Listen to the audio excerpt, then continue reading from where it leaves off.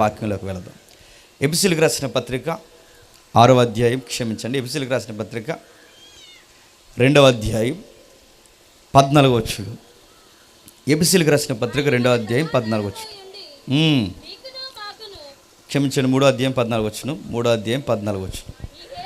ఈ హేతువు చేత పరలోకమందును భూమి మీద ఉన్న ప్రతి కుటుంబము ఏ తండ్రిని బట్టి కుటుంబం అని పిలువబడుచున్నదో ఆ తండ్రి ఎదుట నేను మోకాళ్ళుని, మీరు అంతరంగ పురుషుని యందు శక్తి కలిగి ఆయన ఆత్మ వలన బలపరచబడినట్లుగా క్రీస్తు మీ హృదయాలలో విశ్వాసము ద్వారా నివసించినట్లుగాను తన మహిమైశ్వర్యము చొప్పున మీకు దయచేయవలనని మీరు దేవుని సంపూర్ణత యందు పూర్ణనగులట్లుగా ప్రేమయందు వేరుపారి స్థిరపడి సమస్త పరిస్థితులతో కూడా దాని వెడల్పు, పొడుగు, ఎత్తు ఎంతో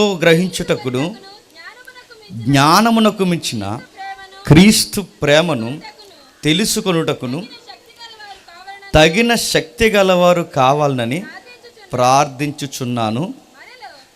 మనలో కార్యసాధకమైన తన శక్తి చొప్పున మనం అడిగి వాటన్నిటికంటేను ఊహించిన వాటన్నిటికంటేను అత్యధికముగా చేయు శక్తి గల దేవునికి క్రీస్తు యేసు మూలముగా సంఘములో తరతరములు సదాకాలం మహిమ కలుగునుగాక. ఆగుతాం. పౌలు గారు తన పత్రికలు రాస్తున్నప్పుడు విశ్వాసుల్ని మోటివేషన్ చేయడానికి, అంటే ఒక భక్తుడు ఆత్మీయంగా ఎలా ఎదగాలి, దేవుని ప్రేమను ఎలా అనుభవించాలి, దేవుని యొక్క ఆయన మనసును ఎలా తెలుసుకోవాలి, ఆయన చిత్తం ఏంటి, ఆయన ప్రేమ ఏంటి, ఆ ఎత్తు, పొడవు, మహిమైశ్వర్యం ఒకటేంటి, దేవుని యొక్క హృదయ లోతుల్లో ఆయన చిత్తం ఎంతగా గూడు కట్టుకుని ఉందో తెలియాలి అంటే ఆ తెలియచేయడానికి మొట్టమొదటిగా ఒక పదం వాడాడు, ఫ్యామిలీ అన్నాడు. ఏంటట? ఫ్యామిలీ. అంటే కుటుంబం అంటే ఏంటో మనకు బ్రైట్గా అర్థం కావాలి అంటే దేవుడు అర్థం అవ్వాలి. దేవుడు అంటే మనకు ఇంకా బాగా అర్థం కావాలంటే ఫ్యామిలీలో కొన్ని అసమానతలు మనం ఫేస్ చేయాలి. కుటుంబంలో భాగమేనంటే కుటుంబ విషయాలు కొన్ని తెలిస్తేనే దేవుడు మనల్ని ఎంత ప్రేమిస్తున్నాడో మనకు అర్థమవుతుంది. దేవుడు మనల్ని ఎంత భారంగా చూస్తున్నాడో మనకు తెలిస్తేనే మన బరువేంటో మనకు అర్థమవుతుంది. గుర్తుపెట్టుకోండి.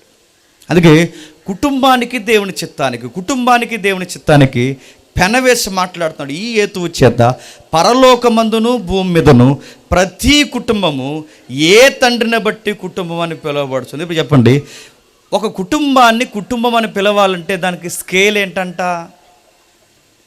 చెప్పాలి. ఇది ఫ్యామిలీ అని చెప్పాలి అంటే, వీళ్ళ కుటుంబం అని చెప్పాలంటే దాన్ని ఏ కొలతతో కొలవాలట? ఏ దేవుణ్ణి బట్టి. అంటే ఇది కుటుంబం అని డిక్లేర్ చేయాలంటే ఈ కుటుంబంలో ఖచ్చితంగా ఎవరి చిత్తం నెరవేరిస్తే ఫ్యామిలీ అవుద్దట? అది. అంటే ఇది ఫ్యామిలీ అని చెప్తే పెళ్లి చేసుకున్న ప్రతి ఒక్కరు ఫ్యామిలీ లెక్కల్లోకి రారు. నేను మళ్ళీ చెప్తున్నాను, పిల్లలను కనేసినంత మాత్రాన ఫ్యామిలీ లెక్కల్లోకి రారు. బయట రకరకాల పెళ్ళిళ్ళు జరుగుతున్నాయి, గుడుల్లో గోపురాల్లో లేచిపోయి రకరకాల పెళ్ళి, ఇవన్నీ పెళ్ళిళ్ళు అవ్వవు, ఇవి కుటుంబాలు అనిపించుకోవు. ఇది ఫ్యామిలీ అనడానికి ఇరువురిని సంధి చేసేది ఒకటి ఉంటుందట. ఆ సంధి చేసేది పరలోకమందున్న తండ్రి. ఆ తండ్రి యొక్క నేపథ్యం, ఆ తండ్రి యొక్క సాదృశ్యం, ఆ తండ్రి యొక్క ఇమేజ్ ఫ్యామిలీలో ఎక్స్పోజ్ అవ్వాలంట. ఇది లేదు భార్య భర్తల మధ్య. నేను ఫేస్బుక్లో ఒక వీడియో చూశాను, చాలా నవ్వు వచ్చింది. నాకు గుర్తొచ్చినప్పుడల్లా నవ్వుకుంటాను. అందులో ఒక వీడియో ఏంటంటే, అది మరి ఏదో ఫారెన్ వీడియో అనుకుంటాను, అది డాక్యుమెంటరీ వీడియో. దాన్ని కట్ చేసి పెట్టారు. అందులో ఒక రౌడీ ఆ పురుషుని బెదిరిస్తుంటాడు. రౌడీ ఆ హీరోని అంటాడు, ఏమని అంటాడంటే, ఏయ్ మేము చెప్పినట్టుగా నువ్వు వినకపోతే నీ భార్యని చంపేస్తాం, దగ్గర రాకు అన్నాడు. అక్కడ కూర్చొని అంటాడు, చంపే ఇంకో దాన్ని చేసుకుంటా అన్నాడు. నాకు చాలా నవ్వు వచ్చింది. అడుగుతున్నాడు, ఆడు చూడండి, ఆడు బెదిరిస్తున్నాడు రౌడీగాడు. దగ్గర వచ్చాడు, నీ భార్య పేక్కు హతడు కోసే ఇంకో దాన్ని చేసుకుంటా అన్నాడు. అంత ఈజీగా మరీ చెప్తున్నాను, చంపే పో అనేంత ఈజీ కాదు ఫ్యామిలీ అంటే. ఫ్యామిలీని డీల్ చేయడం రావాలంటే రావాలి. ఫ్యామిలీని ఎలా డీల్ చేయాలో తెలియకపోతే నష్టపోయిన కుటుంబాలు ఉన్నాయంటే బైబిల్లో పొంకాలు ఉన్నాయి. చాలా కుటుంబాలు ఉన్నాయి. అలాంటి కుటుంబాల్లో ఎలా వ్యవహరించాలి, ఎలా వ్యవహరించకూడదని నేర్చుకుంటామని దేవుడు పూర్వకాలం నుంచి కొన్ని సంగతులు, కుటుంబ నేపథ్యాలు ఎక్కువ నమోదు చేశారు. అందులో కుటుంబ నేపథ్యంలో ఈ ఎఫ్సీ పత్రిక రాస్తూ ఏమంటాడంటే, ముఖ్యంగా పరలోకమందున్న దేవుణ్ణి బట్టే మన కుటుంబం, అంటే ఈ కుటుంబం దేవుణ్ణి బట్టి కుటుంబం, ఈ కుటుంబం దేవుడు యొక్క ఔన్నత్యమును బట్టి కుటుంబంగా పిలువబడాలి. ఈయనను బట్టే ఇది ఫ్యామిలీ అని పిలువబడాలి. అలా పిలువబడాలి అంటే ఈ ఎఫ్సీ పత్రిక ఎక్కువ కేంద్రీకరించింది సంఘము కుటుంబం. అందుకే చూడండి, ఈ 3వ అధ్యాయం కానీ 4వ అధ్యాయం కానీ 5వ అధ్యాయం కానీ 6వ అధ్యాయం కానీ ఈ చివరి 3 అధ్యాయాలు ఎక్కువ దేని మీద కేంద్రీకృతమై ఉంటాయి చెప్పండి? ఫ్యామిలీ చిల్డ్రన్స్ అంటే వైఫ్ చిల్డ్రన్స్ ఇద్దరు ఎవరైతే ఉన్నారో ఆ యజమాని గురించి, ఆ భార్యను గురించి, ఆ పిల్లల గురించి ఎక్కువ కేంద్రీకరిస్తారు. చూడండి ఆ అధ్యాయం మనం చదువుతున్నప్పుడు వాళ్ళని ఎలా డీల్ చేయాలి, ఎలా వ్యవహరించాలి, ఈ అధ్యాయాలు, ఈ పుస్తకాలు లేదా ఈ యొక్క వచనాల భారం మనకు అర్థం కావాలి అంటే ఒక్కసారి కుటుంబంలో ఎలా వ్యవహరించకూడదో కొన్ని ఉదాహరణలు ఉన్నాయి బైబిల్లో. చాలామంది పిల్లల్ని డీల్ చేయడం రాదు. ఆ పిల్లల్ని ఎలా చూసి పైనుంచి కింద చూసి అనవసరంగా పుట్టావు అంటారు. అనవసరంగా పుట్టా అన్నప్పుడు ఈ మొక్క నడుగుతున్నాను, అలా పుట్టకుండా అని చెప్తున్నాను, అలా పుట్టకుండా ఉన్నప్పుడు అప్పుడను పుట్టారు కనుక ఇలుగు తెలియట్లేదు. చాలామంది పిల్లలతో డీల్ చేసే విధానం తెలియదు. నేను చాలామంది తల్లులు చెప్తున్నాను మొట్టమొదటిగా, ఎందుకంటే కుటుంబాలు ఎలగాలన్నా మీ చేతుల్లో ఉంటాయి. కుటుంబాలు చెప్పండి మంట కలిసిపోవాలని మీ చేతుల్లో ఉంటాయి. ఇంటికి దీపం వెళ్ళాలైనా మీరే, ఆ దీపం ఇల్లు తగిలెట్టాలన్నా ఆ దీపం మీరే, గుర్తుపెట్టుకోండి. మగాడు ఈదులో నిలబడి మీసాలు మెలయాలన్నా గౌరవం మీరే, ఆడి మీసాలు గీయించుకుని రోడ్డు మీద నిలబడాలన్న కారణం మీరే. మీ మీద చాలా చాలా కీలకమైన విషయాలు ఉంటాయి. మళ్ళీ చెప్తున్నాను, ఆ భార్య వెనకాల భర్త వెనకాల భార్య, వీళ్ళిద్దరూ పిల్లలతో మాట్లాడే విధానం తెలియాలి. చాలామందికి తెలియదు. చిన్నపిల్లల్ని ఒకలా డీల్ చేయాలి, వయసుకు వచ్చిన పిల్లల్ని ఒకలా డీల్ చేయాలి, వాళ్ళతో వ్యవహరించే శైలి తెలియదు. ఒక సమస్యను చక్కబెట్టడం రావాలి, ఒక సమస్యను ఎలా డీల్ చేయాలో తెలియాలి. చాలామందికి పేరెంట్స్ తెలియదు ఏంటంటే ఆ సమస్యను డీల్ చేయడం వాళ్ళు కళ్ళెర చేయడం అనుకుంటారు. అంటారు, ఏ అంటే వాళ్ళు అంటారు అని. నువ్వు ఏ గీ అంటే వాళ్ళ మాట వినరు, అంటే వినరు. వాళ్ళు ఎమోషనల్గా వాళ్ళని బ్లాక్మెయిల్ చేస్తే వాళ్ళు కూడా ఎమోషనల్గా మనల్ని బ్లాక్మెయిల్ చేస్తారు. అంటే ఎలా వ్యవహరించకూడదు, ఎలా ఉండకూడదో కొన్నిసార్లు మన బిడ్డలను బట్టి మనకు ఎక్కువ బాధ కలిగేది చెప్పిన ఫ్రెండ్ సర్కిల్. దేన్ని బట్టి? వాళ్ళ ఫ్రెండ్ సర్కిల్. ఎవరితో తిరగొద్దంటామో చెప్పండి, ఆడితోనే తిరుగుతారు. ఎవరితో మాట్లాడొద్దంటామో వాళ్ళతో మాట్లాడతారు. ఏది చెయ్యొద్దంటామో అదే చేస్తారు. అలాంటి టైంలో మనం ఎలా డీల్ చేయాలి వాళ్ళని మనకు తెలియదు. ఎదవతో తిరగొద్దని చెప్పాను అంటాం, ఆ పనికి మళ్ళీ దాంతో తిరగొద్దని చెప్పామంటాం. వాళ్ళు ఏమంటారంటే మమ్మీ డాడీ మీకలతో చూడకండి అంటారు. వాళ్ళు మనం ఎంత చెప్పినా వాళ్ళకి అర్థం కాదు. ఎందుకంటే ఆ దెబ్బలు ఎలా ఉంటాయో మనం దాటొచ్చాం, మీరు దాటొచ్చారనికి అర్థం అవుద్ది పెద్దవారుగా, కానీ ఆ ఏజ్ వాళ్ళకి అర్థం అవుతుందిగా. అందుకే ఆ టైంలో వ్యవహరించే శైలి, ఆ పౌరుష పదాలు వాడతాం, కొట్టడానికి చెయ్యెత్తుతాం, రకరకాల విన్యాసాలు చేస్తుంటాం. ఆ టైంలో మళ్ళీ చెప్తున్నాను, మీ పిల్లల్ని ఎమోషనల్గా మీరు కృంగదీస్తారు. బైబిల్లో ఉంది ఏమని చెప్పినా, మీ పిల్లలను నిష్ఠూర పెట్టవద్దు. నిష్ఠూర అంటే వాళ్ళని మానసికంగా కృంగదీయొద్దు. ఎక్కువ ఏదన్నా అలా వత్తామనుకోండి, అలా గ్లాస్ లాంటి వాళ్ళు గుర్తుపెట్టుకోండి, టప్ మన పగిలిపోతే నువ్వు ఎన్ని అతికించినా అతుకులు బతుకే అవుతాయి తప్ప మళ్ళీ యథాస్థితి అందము రాదు. ఇలాంటి ప్రాబ్లమెటిక్ వ్యవహరించిన ఫ్యామిలీ ఉందంటే ఉంది. ఒకసారి మొదటి సమూయేలు గ్రంథం రండి, ఒకసారి మొదటి సమూయేలు గ్రంథం 19వ అధ్యాయం, మొదటి సమూయేలు గ్రంథం 19వ అధ్యాయం అనుకుంటే ఒకసారి చూడండి. ఒక విన్యాసం, ఒక విచిత్రమైన సన్నివేశం జరుగుతుంది ఇక్కడ. మొదటి సమూయేలు గ్రంథం 20వ అధ్యాయం, మొదటి సమూయేలు గ్రంథం 20వ అధ్యాయం 24వ వచనం చూద్దాం.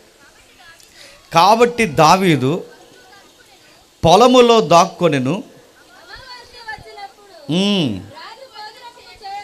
రాజు భోజనము చేయి కూర్చుండగా మునుపటి వలె రాజు గోడ దగ్గరున్న స్థలమందు తన ఆసనము మీద కూర్చుని ఉండెను.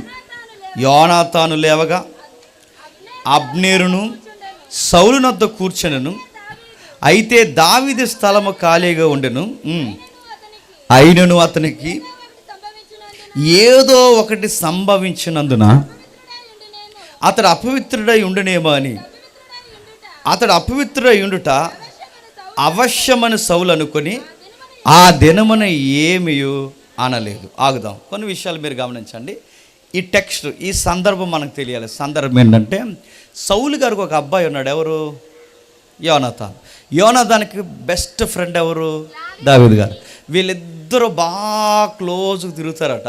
అయితే దావీదు గారు కూడా డైరెక్ట్గానో ఇండైరెక్ట్గానో సౌలు కుటుంబానికి ఫ్యామిలీ మెంబర్ అయిపోయాడు. ఎలాగైపోయాడంటే, ఆ ఫైట్ సీన్తో అయిపోయాడు. మామూలు ఫైట్ చేశాడా? మామగారు పరువు కాపాడాడు, దేశం యొక్క ప్రాణాలు కాపాడాడు. ఒక్కటే రెండేటి, ఆ ఒక్క ఫైట్ దావీదు లైఫ్ని టర్న్ ఓవర్ చేసింది. కొట్టింది బాగా వినండి, కొట్టింది గొలియాతునే కాదు, మామ మనసును కూడా గెలిచాడు. వాళ్ళ మామగారు ఆవేశంలో ఒక బెట్ కలిపాడు. ఆ బెట్ ఏంటంటే, ఆ ఫైట్లో గెలిచినోడికి మా అమ్మాయిని ఇచ్చి పెళ్లి చేస్తారని. ఆ ఫైట్కి నేను అడుగుతున్నాను, గొలియాతే పడలేదు, ఆ ఫైట్కి సౌలే పడలేదు, ఆ ఫైట్కి ఆ అమ్మాయి పేరు ఏదో ఉంటుంది, ఆ మేకాలు కూడా పడింది. అందరూ ఆ ఫ్యామిలీ మెంబర్ అయ్యారు. మొత్తం మీద ఆ ఫ్యామిలీ మెంబర్ అయిన తర్వాత ఈ అబ్బాయి బాగా క్లోజ్ అయిపోయాడు. ప్రత్యేకించి వాళ్ళకు ఒక భోజనం టేబుల్ ఉంటుందట. ఆ రాజు ఆస్థానంలో ఒక భోజనం టేబుల్ ఉంటుందట. ఇక్కడ సౌలు గారు కూర్చుంటారు, ఇక్కడేమో వాళ్ళ అబ్బాయి కూర్చుంటాడు, ఇక్కడేమో మరొక సైన్యాధిపతి కూర్చుంటాడు. దావీదు గారికి ప్రత్యేకించి ఒక సీట్ ఇచ్చారంట. అంటే వీళ్ళందరూ కలిసి భోజనం చేస్తారన్నమాట. వీళ్ళందరూ కలిసి భోజనం చేస్తున్న టైంలో అందరూ భోజనానికి వచ్చారు. 2 days నుంచి ఒక అబ్బాయి భోజనానికి రావట్లేదు. ఆ అబ్బాయి పేరు దావీదు. సౌలు గారు వచ్చారు, చూశారు, నిన్న రాలేదు, ఈరోజు రాలేదు, దావీదు ఎందుకు రావట్లేదు అని అప్పటికే చెడిపోయి సౌలు ఉన్నాడు కనుక ఇలా అనుకున్నాడట. యంగ్ బాయ్స్ కదా, ఏదో అపవిత్రత ఉంటుందిలే అనుకున్నారట. ఎక్కడో ఏదో మైల్ అయి ఉంటుంది, అందుకే రాలేదు, సరే వస్తాడులే అని. తర్వాత ఇంకా రాకపోయేసరికి వాళ్ళ అబ్బాయిని అడిగాడట, ఏడు దావీదేడి అని అడుగుతూ ఏమడుగుతున్నాడు చూడండి. అయితే అమావాస్య పోయిన మరనాడు అనగా రెండవ దినమున దావీదు స్థలము ఎవడునూ లేకపోవడం సౌలు చూసి, నిన్నయు నేడు యెష్యా కుమారుడు భోజనమునకు రాకపోవటం ఏమని యోనాతాను అడుగుగా, యోనాతాను దావీదు బెత్లెహేమునకు పోవాలని కోరిక దయచేసి పట్టణమందు వారి ఇంటివారు బలి అర్పింపబోచున్నారు, నువ్వు రావాలని నా సహోదరుడు నాకు ఆజ్ఞాపించను గనక నేను దయ పొందిన వాడినై నా సహోదరుని దర్శించినట్లుగా అందు నిమిత్తమే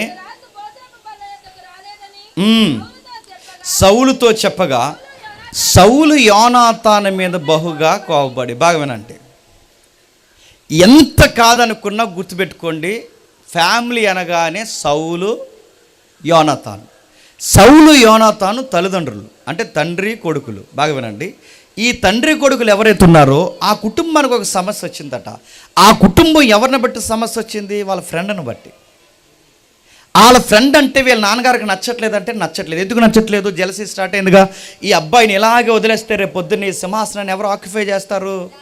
దావీదు ఆక్యుపై చేస్తాడు. అసలు నా తర్వాత రాజు ఎవరు అవ్వాలని కోరుకుంటున్నాడు సౌలు? యోనాతాను అవ్వాలి. కానీ పబ్లిక్లో టాకు, ఫేమ్, నేమ్ రోజు రోజుకి ఎవరికి పెరిగిపోతుంది? దావీదుకి పెరిగిపోతుంది.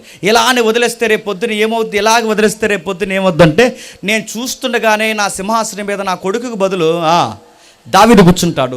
ఇలాగే ఉంటే ప్రాబ్లమెటిక్ అవుద్ది కనుక ఇలానే వదిలేస్తే సింహాసనానికి ప్రమాదం ఉందని ఎప్పుడు లేపేద్దామా అని స్కెచ్ చేసి కూర్చున్నాడు. ఎవరు? సౌలు గారు. ఇప్పుడు దావీదు మీద ప్రేమ ఎక్కువైపోయి భోజనం చేశాడా లేదని అడగట్లేదు. చెప్పండి. అవసరమైతే ఆ భోజనంలో కూడా విషం పెట్టడానికి మనిషి రకరకాల ప్లానింగ్లో ఉన్నాడు. ఎవరు? సౌలు గారు.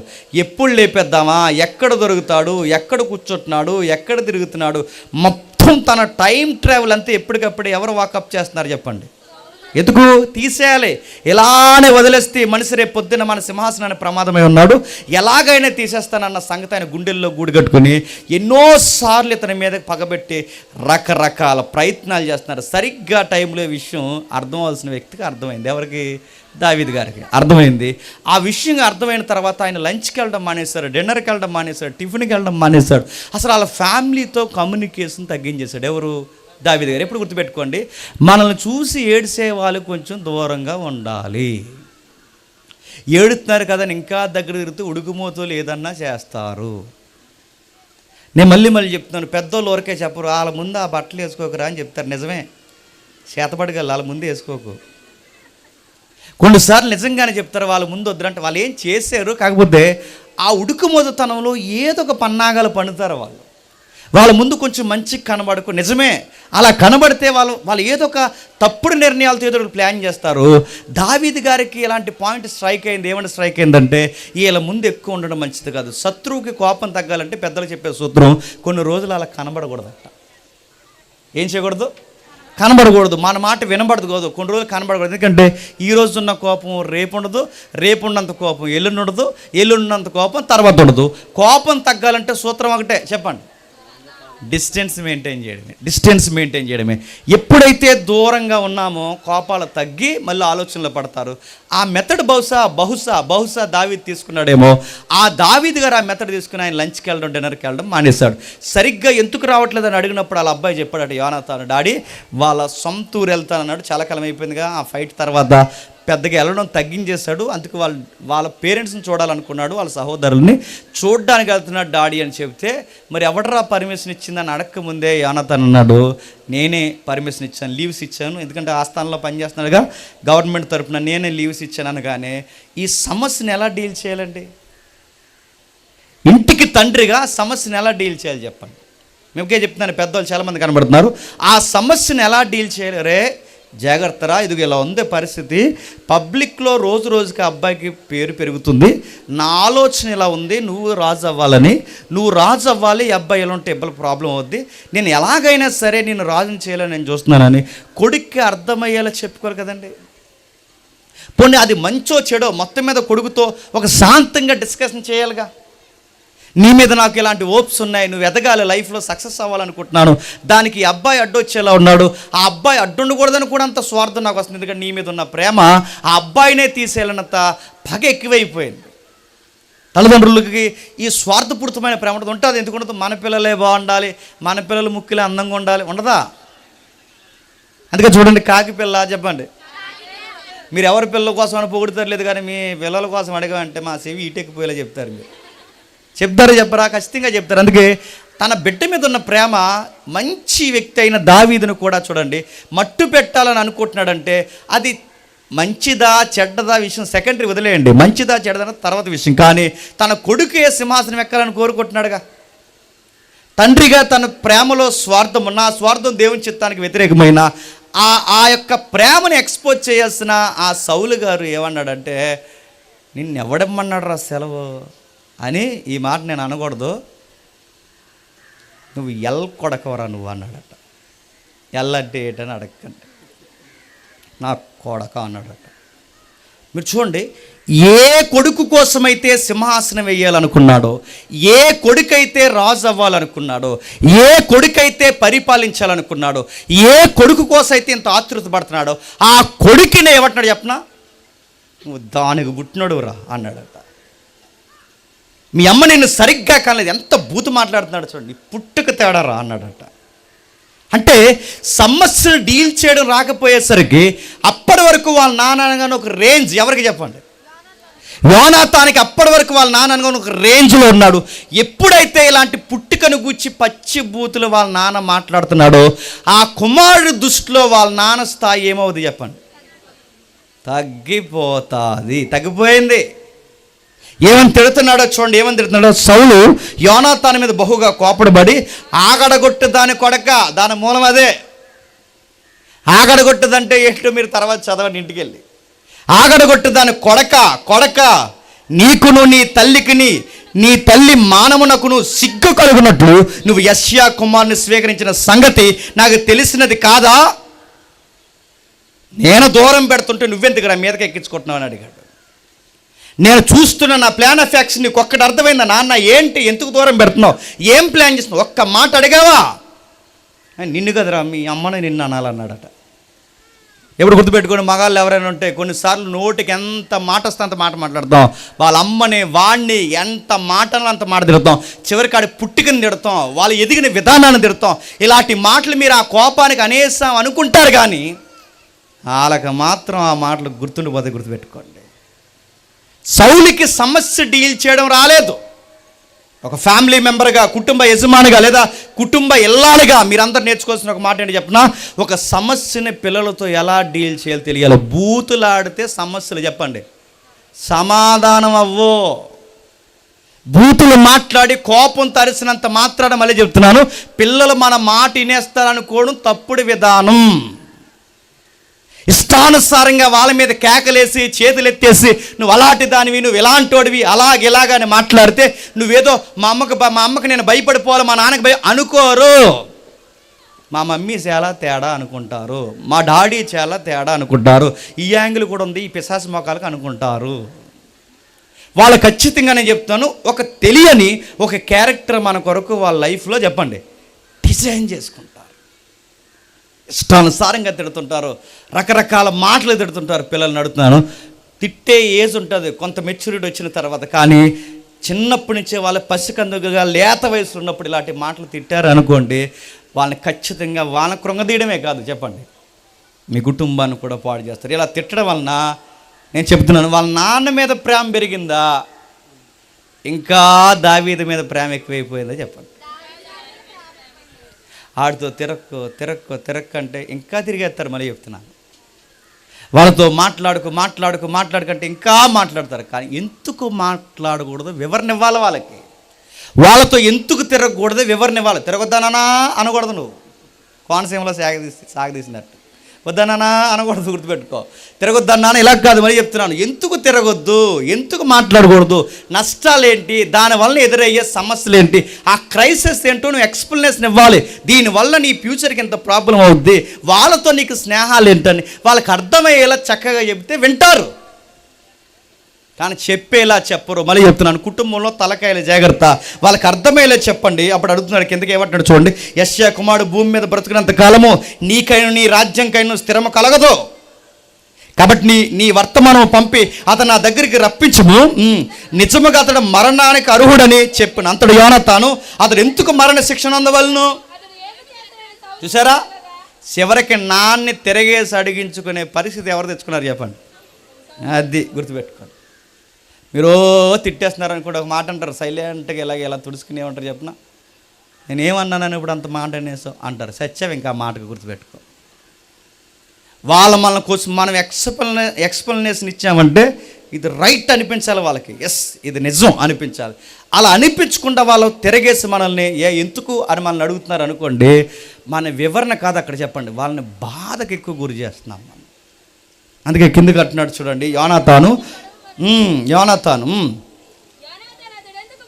అతడు ఎందుకు మరణ శిక్షణ అందవలను, అతడు ఏమి చేసిన సౌలుని అడగగా సౌలు, చూసారా వాళ్ళ అబ్బాయి ఏమడిగాడండి, వాళ్ళ అబ్బాయి ఏమడిగాడు, ఎందుకు ఆ ఫ్రెండ్ మీద మీరు అంత అసూయ పడిపోతున్నారు, ఎందుకు మీరు అంత ఇబ్బంది పడిపోతున్నారు, చచ్చిపోవడానికి సెలవిచ్చిన వాడిని మళ్ళీ మీరు వెనక్కి రమ్మంటున్నారంటే మీకు అంత పగ దావీదు మీద ఎందుకు వచ్చిందా, అతను చావడానికి కారణం ఏంటంటే, ఇప్పుడు ఆ అబ్బాయి అడిగిన క్వశ్చన్కి వీళ్ళ నాన్నగారి దగ్గర ఆన్సర్ ఉందా,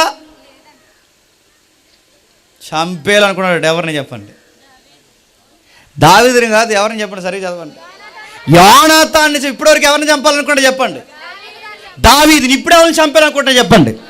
అసలు ఈ గొడవంతా ఎవరి కోసం చెప్పండి, సింహాసనం ఎవరు ఎక్కాలని కోరుకుంటున్నాడు చెప్పండి. ఏ కొడుకు కోసమైతే ఇంత గొడవ పెట్టుకుంటున్నాడో, ఏ కొడుకు కోసమైతే ఇంత ఆలోచిస్తున్నాడో, ఏ కొడుకు కోసమైతే ఇంత తపన పడుతున్నాడో, ఇప్పుడు కోపంలో ఎవరిని చంపాలనుకుంటున్నాడు చెప్పండి. సమస్యను డీల్ చేయడం రాకపోతే పాము కనిన పిల్లలను తిన్నట్టే చెప్పండి. మీ సమస్యని మీరు ఫ్యామిలీలో డీల్ చేయడం రాకపోతే మీ పిల్లల్ని మీ చేత్తోనే పాడు చేస్తారు, మీ పిల్లలు మీ చేత్తోనే చెప్పండి చంపేస్తారంటే చంపేస్తారు. చంపేశారు కాకినాడలోకి ఆయన ఓఎన్జీసీ ఎంప్లాయ్, సర్పవరం పోలీస్ స్టేషన్లో జరిగిన నమోదైన కేసు ఇది. చంపేశాడంటే చంపేశాడు. ఈ పోటీ ప్రపంచంలో తోటి విద్యార్థులతో నా పిల్లలు కలిసి చదవలేకపోతున్నారు, నా పిల్లలు చదువులు వెనకబడ్డారని తెలిసి ఆ ఓఎన్జీసీ ఎంప్లాయ్, ఆవిడ కూడా ఎంప్లాయ్, తన భార్య కూడా ఎంప్లాయ్, వీళ్ళిద్దరికి గ్రాస్ చాలా గొప్ప శాలరీ వస్తుంది. వాళ్ళకి మంచి శాలరీ ఉన్నా కానీ వాళ్ళ భవిష్యత్తు నా బిడ్డలకి సరిగ్గా ఉంటుంది లేదని, సరిగ్గా చదవట్లేదని ఇద్దరు మగపిల్లలను, వయసుకు వచ్చిన మగపిల్లలను, అంటే నాకు తెలిసి 7-6 సంవత్సరాలు లేదా 7-5 సంవత్సరాలు ఇద్దరు పిల్లలకుంటే తండ్రే దగ్గరుండి వాళ్ళ ఆవిడికి ఇలాంటి ఫంక్షన్కి వస్తే 5 మినిట్స్లో వస్తాను, బిడ్డలకు ఐస్ క్రీమ్ కొంటాను ఏదో చెప్పి మొత్తం మీద తీసుకుని వచ్చాడు. ఎవరికీ చేయకుండా ఇంటికి తీసుకుని వచ్చి తన భార్య అక్కడ ఫంక్షన్లో ఉండగా ఈ ఇద్దరు పిల్లలు ఇంట్లోకి తీసుకొచ్చి డోర్ లాక్ చేసి ఇటు బకెట్ నిండా నీళ్ళు పెట్టి ఇద్దరు పిల్లల తలకాయలు ఆ బకెట్లో ముంచి తండ్రి చంపేశాడు. చివరికి తాను చంపేయడమే కాదు, తాను కూడా ఊరే చచ్చిపోయాడు. చనిపోయే ముందు ఒక సూసైడ్ లెటర్ రాశాడు. ఎందుకు రాశాడంటే, నా పిల్లలకి ఎంతో లక్షలు పోసి నేను ఫీజులు కడుతున్నాను, ఎంతో డబ్బు పోసి ఫీజులు కడుతున్నాను, వీళ్ళు సరిగ్గా చదవట్లేదు, అందుకే వీళ్ళు చదవకపోతే రేపు పొద్దున వీళ్ళ భవిష్యత్తు ఏమవుతుందని నాకు భయం వేస్తుంది. అందుకే ఈ ప్రపంచంతో నా పిల్లలు పోటీ పడలేరు కనుక నా పిల్లలు నేను కలిసి చచ్చిపోయారు. పెంచాల్సిన తండ్రి సమస్యను డీల్ చేయడం రాక ఏం చేశాడు చెప్పండి? పిల్లల్ని చంపేశారు. ఇదే కేసు మనకి సౌలు కూడా చేస్తున్నాడు. సౌలు ఇసిరేసినట్ట అది తప్పిపోయింది కానీ గుర్తుపెట్టుకోండి, ఆ ఈటితో పొడవలని ఈటి ఇసిరాడు, ఈటి తప్పిపోయింది, లేకపోతే ఏమవుతుంది చెప్పండి? ఖచ్చితంగా ఏమవుతుంది తెలుసా? యోనాతాను కూడా చంపేస్తాడు. అంటే ఒక సమస్యను డీల్ చేయడం రావాలి. రెండవది భర్త చేసిన, మరి చెప్తాను, ఓ కుటుంబంలో భర్త చేసిన పనిది. మరి భార్య ఏం చేసిందో చూస్తారా? ఒక్కసారి ఆదికాండం రండి, ఒక్కసారి ఆదికాండము త్వరగా 27వ అధ్యాయం, ఆదికాండం 27వ అధ్యాయం మొదటి వచనం. అతని కన్నులకు మందదృష్టి కలిగినప్పుడు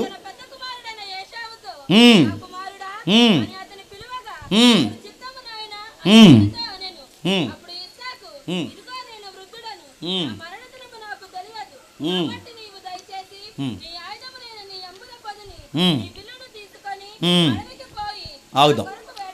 మనకు తెలిసింది ఈ సందర్భంలో ఉన్న విషయాలు ఏంటో మనకు తెలుసు. ఇది ఒక ఉమ్మడి కుటుంబం. ఆ ఉమ్మడి కుటుంబం నడుస్తున్నప్పుడు ఆ కుటుంబంలో 2 పార్టీలు ఉన్నాయంట. ఒకటి తల్లి పార్టీ, 2 తండ్రి పార్టీ. తల్లి పార్టీ ఎవరు? చిన్నోడు. తండ్రి పార్టీ ఎవరు? పెద్దోడు. వాళ్ళిద్దరు ఒక పార్టీ కనుకే వాళ్ళ నాన్నగారు చనిపోతున్నప్పుడు ఆ ఇష్టాలన్నీ ఎవరితో మాట్లాడుతున్నాడు? పెద్దోడితోనే మాట్లాడుతున్నాడు. ఏమని మాట్లాడుతున్నాడు? నాకు నచ్చిన కూర ఒకటి తినాలని ఉందిరా, కొంచెం నాకు ఆ కర్రీ నువ్వు తెచ్చావంటే, ఆ యాట మాంసం తెచ్చావంటే నేను ఏం చేస్తానంటే నెక్స్ట్ ప్రాపర్టీ పేర్లన్నీ, నామినీ నేములన్నీ నీయే పెట్టేస్తా అన్నాడు. కొంతమంది పెద్దోళ్ళు ఉంటారండి, చచ్చిపోతామన్న బాధ కన్నా గోంగూర మటన్ తినేసి చచ్చిపోవాలనుకున్నారట. మరి కాటికి కాళ్ళు చేస్తున్నప్పుడు కూడా ఇలా కోరికలు, ఏం కావాలి పెద్దమ్మంటే, ఆ కూర తిని చచ్చిపోతాను బాగుందని. నేను చచ్చిపోయే భయం లేదు నీకు. ఇస్సాక్ గారు అలాంటి నేను అంటలేదు, కానీ ఇస్సాక్ గారు ఫ్లేవర్ కోరుకుంటున్నాడు. చూడండి, ఏ ఫ్లేవర్ కోరుకుంటున్నాడు అంటే, ఒక మంచి ఫుడ్ కావాలని పెద్దోడితో డిస్కషన్ చేస్తున్నాడు. ఏ విషయాలు, ఎలాంటి విషయాలు డిస్కషన్ చేస్తున్నాడు అంటే, వాళ్ళ నాన్నగారు ప్రాపర్టీ అంటే అబ్రహాము, ఇస్సాకు, తర్వాత నీ పేరే యాసావు అన్నాడు. అబ్రహాము, ఇస్సాకు, యాసావు నీ పేరు పెడతాను రా, నీ పేరు నేను పెట్టాలనుకుంటున్నాను. అయితే ఆ పేరు పెట్టాలంటే ఒక షరతు ఉంది, నువ్వు వెళ్ళి ఫుడ్ తీసుకురా. ఆ ఫుడ్ తీసుకురాని విషయం ఎప్పుడైతే ఈ పెద్దోడితో ఎప్పుడైతే మాట్లాడుతున్నారో వెనకాలండి ఇవిడ ఉంటుంది. ఎవరు? అలా వినొచ్చా? మిమ్మల్ని అడుగుతున్నాను, భర్త మాట్లాడుతున్న విషయాలు అలా రహస్యంగా వినొచ్చా? పోనీ విన్నదానివి విన్న మాటలు మళ్ళీ ఎవరికి చెప్పాలి? భర్తకే చెప్పాలి. ఏంటండి ఆ మాటలు అలా చెప్తున్నారు ఏంటి అని ఆయనకే చెప్పాలిగా. ఆవిడ ఆయనకి చెప్పలేదు, మరి ఎవరికి చెప్తుంది? ఇలా రారా అందంట. ఏ మమ్మీ అని వచ్చాడు, ఈ అబ్బాయి ఎక్కడికి వెళ్ళి ఇంట్లో ఉంటాడు.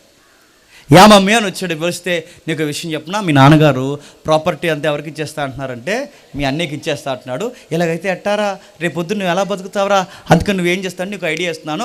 ఐడియా ఏంటంటే, మీకు అంత స్టోరీ తెలుసు, మీ అన్నయ్య ప్లేస్లోకి నువ్వురా, మీ అన్నయ్య ప్లేస్లో నువ్వు మాట్లాడు, మీ అన్నయ్య అని నమ్మబలకు ఇవన్నీ చెప్పేసింది. మొత్తం మీద భర్తకి ఏవైతే చెప్పకూడదో అవన్నీ అబద్ధాలు ఆడించి చెప్పండి కొడుకుతో చేస్తుంది. కొంతమంది తల్లులు ఎలా చెప్తారంటే ఎలా చెప్తారు చెప్పనా, పిల్లలు డబ్బులు డాడీలను అడగరు, ఎక్కువ ఎవరిని అడుగుతారు చెప్పండి? మమ్మీని అడుగుతారు. అప్పుడు మమ్మీ ఏం చేయాలి?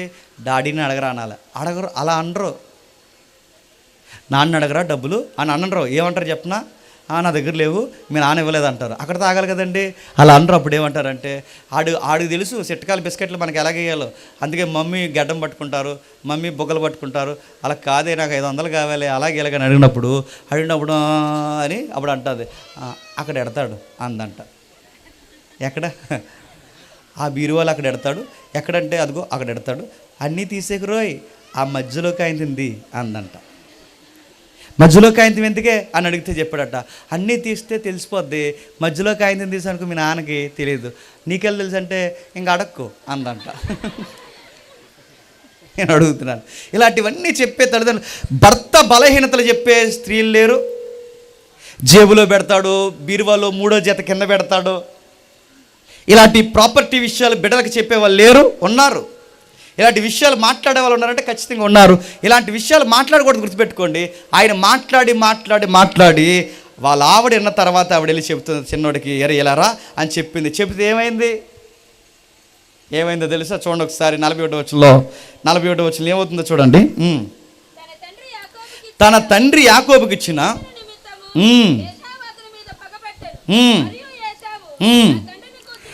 నా తండ్రిని గుర్చిన దుఃఖదినములు సమీపముగా ఉన్నవి, అప్పుడు నా తమ్ముడైన యాకోబుని సంపెదను అనుకుని. ఇప్పుడు చెప్పండి, వాళ్ళ అమ్మగారు నాన్నగారు ఒక సమస్యని డీల్ చేయడం రాకపోయేసరికి ఎవరిని చంపుకునే పరిస్థితుల్లోకి వచ్చారో చెప్పండి. ఇప్పుడు చెప్పండి, ఆస్తులు సంపాదించడం ఒక ఎత్తు అయితే ఆ ఆస్తులను సరిగ్గా పంచడం రెండో ఎత్తు.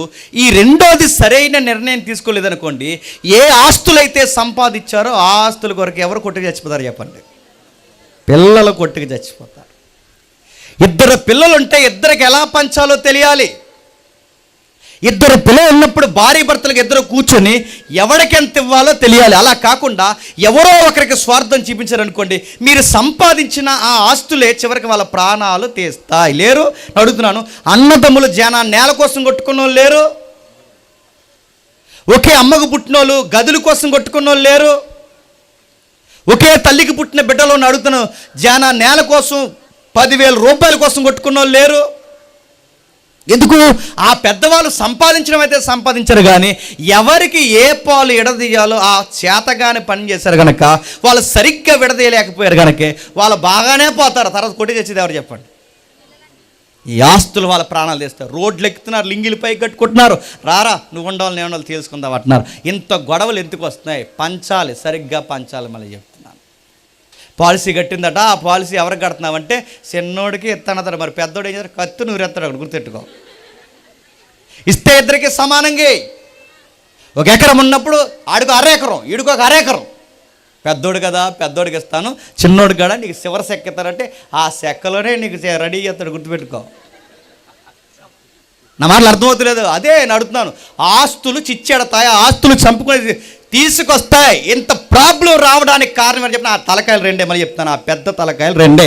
ఆ పెద్ద తలకాయలు ఎవరు తెలుసా? 1 ఇస్సాకు, 2 రెబెక్కమ్మ.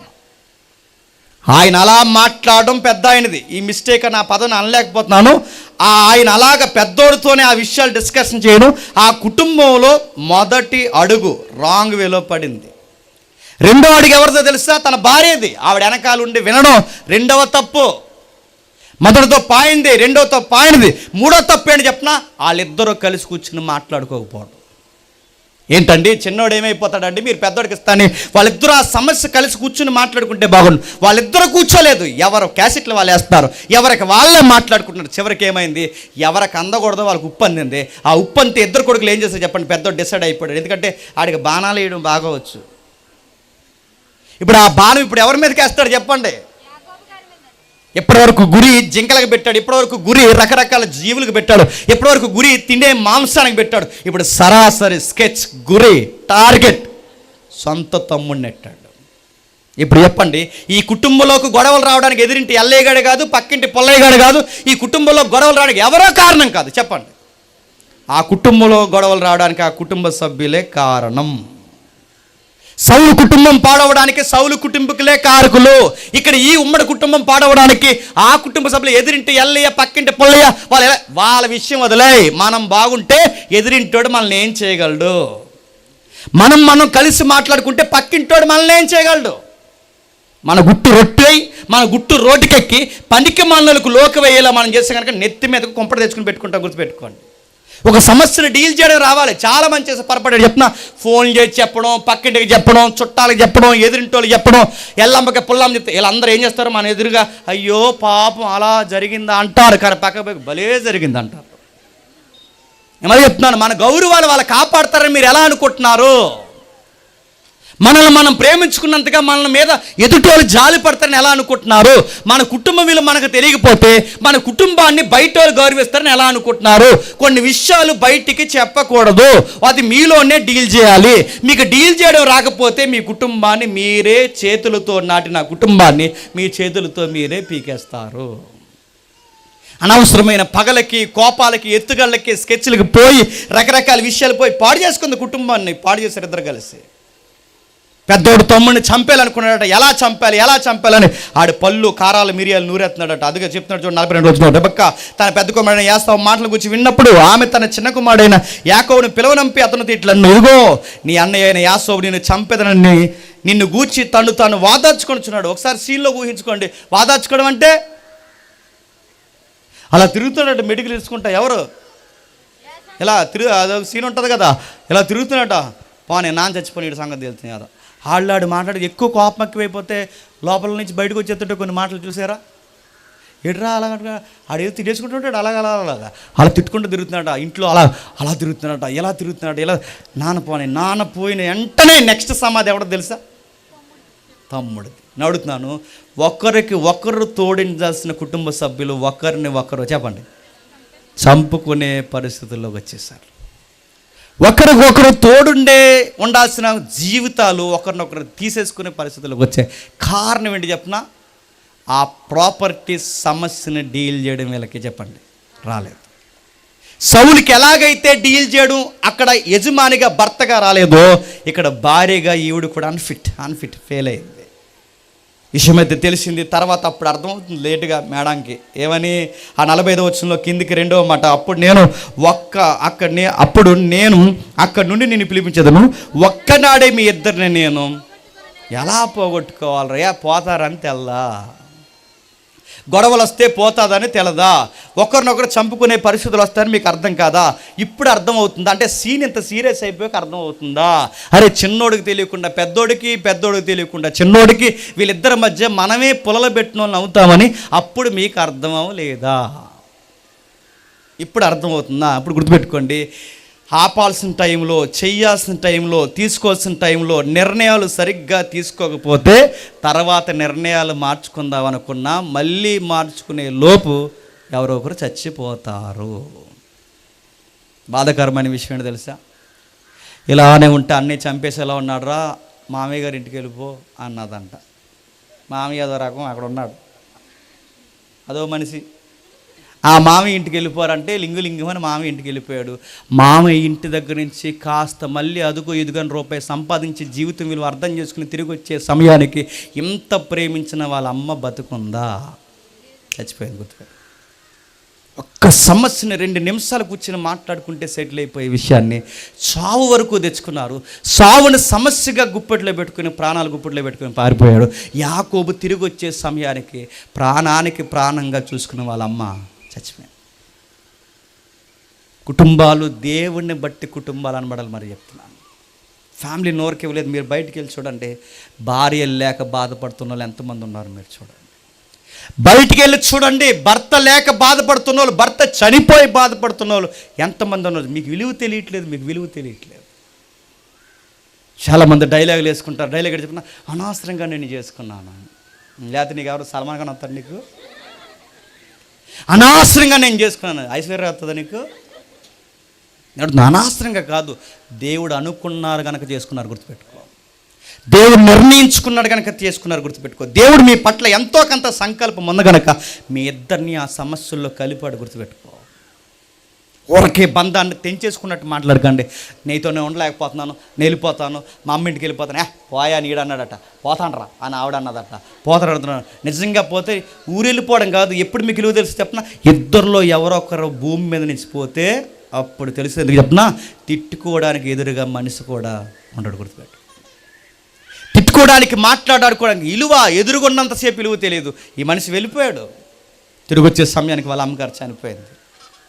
బాధ ఏంటి చెప్పనా, విషయం ఏంటి చెప్పనా, రెండవ సమస్య కూడా హృదయంలో పెట్టుకుని మోస్తుందంట రెబెక్కమ్మ. పోయే కానీ చిన్నోడు, రే ఏవండి వాడితో నేను మ్యారేజ్ విషయాలు డిస్కషన్ చేయలేను కానీ ఓ మాట చెప్పండి ఆడికి అన్నాడు. అన్నీ డిస్కషన్ చేయవు, మరి ఇదెందుకు డిస్కషన్ చేయవు? కూర కోసం డిస్కషన్ చేసావు, వేట కోసం డిస్కషన్ చేసావు, డ్రెస్ కోసం డిస్కషన్ చేసావు, మామి ఇంటికి వెళ్ళమని డిస్కషన్ చేసావు, అన్నీ డిస్కషన్ చేసావే. ఇప్పుడు మాత్రం వాళ్ళ నాన్నగారితో మాట్లాడుతుంది. ఇప్పుడు వెలిగింది బొమ్మ ఎవరికి? వాళ్ళ అమ్మగారికి. డాడీతో చెప్పించాలన్న గౌరవం ఇప్పుడు వచ్చింది. వాళ్ళ అమ్మగారు ఇప్పుడు వాళ్ళ నాన్నతో చెప్పించింది. ఏమండి వాడికి మ్యారేజ్ వయసు వచ్చింది కదండి, వాడిని పెళ్లి చేసుకునే మాత్రం ఒక మాట చెప్పండి, ఏ పిల్లని పడితే ఆ పిల్లని చేసుకోవద్దని చెప్పండి అన్నారు. అంత బాధ ఎందుకు వస్తుంది రెబెక్కమ్మకి? ఎందుకంటే మీకు బాగా అర్థం అవ్వాలంట. 46 వచనం చూడండి ఒకసారి.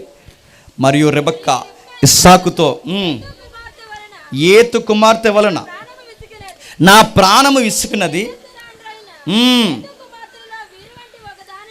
ఏతు కుమార్తెలో వీరు వంటి ఒక దానిని యాకోబు పెండ్లి చేసుకునే ఎడల నా బ్రతుకు వలన నాకు ఏమి ప్రయోజనం? ఇప్పుడు చెప్పండి, ఈవిడ పెళ్లి విషయంలో అంత సీరియస్గా ఎందుకు తీసుకుంటుందంటే, ఆల్రెడీ పెద్ద కోళ్ళు రాసి రంపాన్ని ఎట్టేస్తుందంటే ఎవరిని? రెబెక్కమ్మని. గుర్తుపెట్టుకోండి. స్టేజ్లు మారుతున్నాయి. మీకు ఫ్యామిలీ మ్యాటర్, ఈ ఫ్యామిలీ మీట్ కదా, ఈ ఫ్యామిలీ మీట్లో ఎవరెవరు ఎలా ఉంటున్నారు మీకు అర్థమవుతుందో లేదో. భర్త ఎలా ఉండకూడదు? సౌలులా ఉండకూడదు. భార్య ఎలా ఉండకూడదు? ఇదిగో దొంగ చాటున రెబెక్కమ్మలా వినకూడదు. గుర్తుపెట్టుకోండి. కోడలు ఎలా ఉండకూడదు? అదిగో రెబెక్కమ్మ పెద్ద కోడలు చూడండి, ఏడిపించేస్తుందని పట్టుకుని. మీరు వీడియోలు చూస్తున్నారు లేదో? చూస్తున్నారు వీడియోలు. తన కొడుకు ఉద్యోగానికి పోతే, తన పిల్లలు ఉద్యోగానికి పోతే వయసు అయిపోయిన మామగారులని రోడ్డు మీదకి లాగి మరీ కొడుతున్నారు. మీరు చూసారు. పక్షవాతం వచ్చి వాళ్ళ కాలు చేయి పడిపోయి, నోరు పడిపోయి, ఎవరికీ చెప్పుకోలేని టైంలో వాళ్ళని కొడుతుంది. వాళ్ళకి చేతులు ఎలా వస్తున్నాయి నాకు అర్థం అవ్వట్లేదండి. కొడుకున్నంత కాలం మామయ్య గారు టీ తాగుతారా, మామయ్య గారు టిఫిన్ చేస్తారా, మామయ్య గారు కొంచెం షుగర్ తగ్గించమంటారా, మామయ్య గారు కొడుకు ఉద్యోగానికి వెళ్ళిపోయాడు, నీకు టీ కావాలా అన్నారంట. ఇలాంటివి చూస్తున్నారు లేదో? సీసీ ఫుటేజ్లు బయటకు వస్తున్నాయి, మీరు చూస్తున్నారు. ఏడిపించేస్తున్నారు తల్లిదండ్రులు. అడుగుతున్నాను, ఇలా ఏడిపించే కోడళ్ళు ఎవరైనా ఉంటే అడుగుతున్నాను, ఇదే వయసు అయిపోయిన అమ్మ నాన్న ఉంటే మీరు అలా చేస్తారు? మీ అమ్మ నాన్న వయసు అయిపోయినప్పుడు వాళ్ళు టాయిలెట్ పోస్తే ఎత్తుతావు, మీ అమ్మ నాన్నకి వయసు అయిపోతే వాళ్ళకి సాకిరీ చేస్తావు. నేను అడుగుతున్నాను, మీ అమ్మ నాన్న నువ్వు ఇలా చూసినప్పుడు నీ భర్త యొక్క అమ్మ నాన్న కూడా నీకు అమ్మ నాన్నతో సమానం అని నీకు ఎందుకు అనిపించట్లేదు? అరే పెద్దవారు తండ్రి సమానం నువ్వు ఇలా చూడాలి, నీకు ఎందుకు అనిపించలేదు? ఈ అమ్మాయికి ఎందుకు ఎలా అనిపించట్లేదు చెప్పనా? ఆ అమ్మాయికి దేవుడు అంటే ఏంటో తెలియదు. ఈ పెద్ద కోళ్ళకి దేవుడు చర్చి గిర్చి ప్రార్థన దేవుడి మాటలు ఏముండవు. ఆ అమ్మాయి గంగిరెద్దు దేవారం ఎందో ప్రార్థనలు కాట ఏముండవు, సోగ్గా తిరుగుతుందేమో నాకు తెలుసు. మరి అమ్మాయికి ఏముండదు. అందుకే చూడండి, అమ్మాయి వీరి వంటి ఒక దాన్ని, ఎవరు? ఏతు కుమార్తె. ఎలా బయట అమ్మాయి, ఎక్కడో అమ్మాయి, ఆ బయట అమ్మాయిని చేసుకుని వచ్చాడు, భక్తి లేని దాన్ని చేసుకుని వచ్చాడు. ఇప్పుడు ఎలాంటిదంటే ఈ పెద్ద కోళ్ళకి భక్తి రాసి రంపాన్ని పెట్టేస్తుంది. ఇప్పుడు చిన్నది కూడా భక్తి లేనిది వస్తే ఇంక సరిపోతుంది, ఇంక శ్మశానానికి పోతాను. కొడుకులు ఎవరైతే ఉన్నారో మీరు గుర్తుపెట్టుకోండి. మీ అందరికీ మళ్ళీ చెప్తున్నాను, మీ పేరెంట్స్కి మీరు ఇచ్చే అతిపెద్ద బహుమానం ఏమైనా ఉందంటే వాళ్ళ మాటినే కోడలను చేసుకోండి. గుర్తుపెట్టుకోండి. ఎందుకురా పిల్ల, నీకు ఎందుకురా అని అడిగారట. మమ్మీ అలా అనుకో, నన్ను నా మనోభావం దెబ్బతీయకండి అన్నారట. నీకు ఎందుకురా పిల్ల, నీకు సెట్ అవ్వదంటే, అదో నేను చూసినప్పుడు అక్కడ మెరుపులు వచ్చింది, నాకు అర్థమైంది ఆ పిల్ల నాకు ఎలాగుంటుంది. పోయే కాలం దగ్గర అన్నప్పుడు వద్దురా అంటే ఎగేసుకుని, ఒరే దేవుడు లేడు, చర్చ్ లేదు, ప్రేయర్ లేదు, ఆ అమ్మాయికి బైబిల్ అంటే ఏంటో తెలియదు, ఆ పిల్ల మన కోడలుగా ఎందుకురంటే మార్చేస్తాను అన్నాడంట. నాతో చెప్పింది, పార్కులో కూర్చుని మారిపోతాను, చర్చ్కి వస్తాను. ముందు అలాగే చెబుతుంది, తర్వాత రానంటుంది. తర్వాత ఏం చేస్తావు? రాకపోతే ఊరుకోనంటే ఏం చేయగలవు? 100కి ఫోన్ చేస్తుంది. గుర్తుపెట్టుకో. నువ్వేమన్నా బలవంతంగా తీసుకొని చూసి రాబోతే కొత్త చట్టాలు వస్తున్నాయి. ఎవరైనా బలవంతంగా ఎవరినైనా చర్చికి తీసుకెళ్తారంట 3 సంవత్సరాల నుంచి 5 సంవత్సరాలు జైలట. ఆల్రెడీ రాజస్థాన్లో వచ్చింది, రేపో మాపో మనకు దిగుతుంది, రెడీగా ఉండండి. రేపు మాపు దిగుతుంది అడుగుతున్నా, ఎవరిని చేసుకుంటావు, ఎవరిని తీసుకొస్తావు? చాలామంది ఆడపిల్లలు కూడా మీరు చూడండి, భక్తి లేని, దేవుడు అంటే తెలియని మగపిల్లల్ని ఆడపిల్లలు ప్రేమించి ఆడు చేసుకుంటాను. ఆడు ఏం చేస్తాడు? అమ్మేస్తాడు. నేను ముంబైలో ఏమనుకుంటున్నావు? ఆడు ఉంటాను అనుకుంటున్నావా? దేవుడికి కూడా అంటే ఆశపడదు అంటాడు. ముందు అలాగంటాడు, పార్కులో నీతో పాటు చర్చికి వస్తాను, నువ్వు నాతో పాటు గుడిగిరా అంటాడు. ఎంత మంచోడు. ఇలాంటి బహుమానం ఇన్ని రోజులు ఎక్కడ దాచావు అంటావు. తర్వాత మళ్ళీ చెప్తున్నాను, తర్వాత పెళ్ళి అయిపోయిన తర్వాత ఒకరికొకరు దగ్గర అయిపోతారుగా పెళ్ళి అయిన తర్వాత. ఎందుకంటే లస్ట్తో లవ్ చేసుకున్న వాళ్ళు, లస్ట్తో ప్రేమించుకున్న వాళ్ళు దగ్గర అయిపోయిన తర్వాత ఇంకేమనిపించదు. నిజంగా ప్రేమించుకున్న వాళ్ళు దగ్గర అయిన తర్వాత ఇంకా ప్రేమించుకుంటారు. కానీ వాళ్ళకి లస్ట్ అయిపోయిన తర్వాత ఇంకా లవ్ ఉండదు. అప్పుడు అంటాడు, చర్చికి వెళ్దాం రండి అంటే నువ్వు వెళ్ళు అంటాడు. చర్చికి వెళ్తారా, నువ్వు వెళ్ళా అంటాడు. చర్చికి వెళ్తా రా అంటాడు, రాను. మరి పార్కులో అలాగే చెప్తాను అంటాడు. రాడుగాక రాడు. మళ్ళీ చెప్తున్నాను, రకరకాల విషయాల్లో ఈరోజు కుటుంబాలు లేవు, గొడవలు పెట్టుకున్న లేరు. నాకు తెలిసిన ఒక ముస్లిం ఫ్యామిలీ ఉంది, లేరు. రకరకాల విషయాలు. అందుకే ఈ ప్రాబ్లం ఫేస్ చేస్తుంది చూడండి. చివరికి తిరిగి సమస్య ఎక్కడికి వచ్చింది తెలుసా? యాకోబు పెళ్లి విషయం డిస్కషన్ వస్తుంది చూడండి. యాకోబు పెళ్లి విషయం డిస్కషన్ వస్తుంది. అంటే ఒక సమస్యను డీల్ చేయడం రాకపోతే ఆ సమస్య చెప్పండి ఇంకొక సమస్యకి దారితీస్తుంది. ఒక విషయాన్ని చక్కబెట్టడం రాకపోతే ఆ విషయం మరొక సమస్యకి దారితీస్తుంది. ఇప్పుడు ఆ సమస్యలు అలాగే తిరుగుతుంది, ఒకదానికొకటి సుడిగుండం అవుతున్నాయి చూడండి. ఏం కోరుకుంటుంది రెబెక్కమ్మ, ఏం కోరుకుంటున్నారు ఇస్సాకు అంటే, కాస్త దేవుడు ఎరిగిన వారిని చేసుకోరా. ఇప్పుడు చెప్పండి, ఎంసీ పత్రికలో కుటుంబం దేన్ని బట్టి కట్టబడాలి చెప్పండి? ఏ దేవుణ్ణి బట్టి కుటుంబం అనబడుతుందో చెప్పండి, ఆ దేవుడిని బట్టే పెళ్ళిళ్ళు జరగాలి, ఆ దేవుడిని బట్టే కాపురాలు జరగాలి, ఆ దేవుడిని బట్టే ఒకరినొకరు ప్రేమించుకోవాలి, ఆ దేవుడు అనే ఆన్సర్ని బట్టే చెప్పండి మీరు కలిసి ఉండాలి. అప్పుడు ఇది గాడ్స్ ఫ్యామిలీ అంటాడు, గుర్తుపెట్టుకోండి. యాకోబు మ్యారేజ్ అయినా, సౌలు యొక్క స్నేహమైన, సౌలు యొక్క కుమారుడు యొక్క స్నేహమైన ఏదైనా దేవుడిని బట్టే. ఇప్పుడు చెప్పండి, ఆ దేవుడు అనే విషయాన్ని పక్కన పెడితే ఒకరినొకరు చంపుకునే పరిస్థితి వచ్చింది. చివరికి అసూయతో రగిలిపోయి సౌలు ఏమైపోయాడు చెప్పండి? సూసైడ్ చేసుకుని చచ్చిపోయాడు. ఇలాంటి ఎత్తుకల్లకి రెబెక్క మేమేం చెప్పండి, కొడుకు తిరిగి వచ్చే సమయానికి చచ్చిపోయింది. ఏం మిగిలిందంటే మళ్ళీ చెప్తున్నాను, మన కుటుంబాల్లో దేవుడిని ముందెట్టుకోకపోతే చెప్పండి మిగిలేది చెప్పండి సావు సమస్యలే మిగులుతాయి. గుర్తుపెట్టుకోండి, మీ ప్లానింగ్స్ అన్నీ రివర్స్ అవుతాయి, మీ పరిస్థితులన్నీ మేము లెక్కరిస్తాయి. చివరికి దేవుడిని పక్కన పెడితే మళ్ళీ చెప్తున్నాను, మీ కుటుంబాలు పచ్చగా ఉండాలని మీరు అనుకోవడం చెప్పండి అసాధ్యం. అందుకు పౌలు గారు అంటున్నారు, దేవుడిని బట్టి కుటుంబం అనబడాలి. దేన్ని బట్టి? దేవుడిని బట్టి కుటుంబం అనబడాలి. ఇంకా ఏమున్నాయి? మరొక విషయం చూడండి ఒకసారి. మరొక విషయం, ఇదే నిర్గమాకాండం, ఇదే ఆదికాండం తర్వాత నిర్గమాకాండము మీకు విషయం అర్థమవుతుంది. నిర్గమాకాండము 19వ వచనం నుండి 4వ అధ్యాయం 19వ వచనం నుండి 4వ అధ్యాయం 19వ వచనం నుండి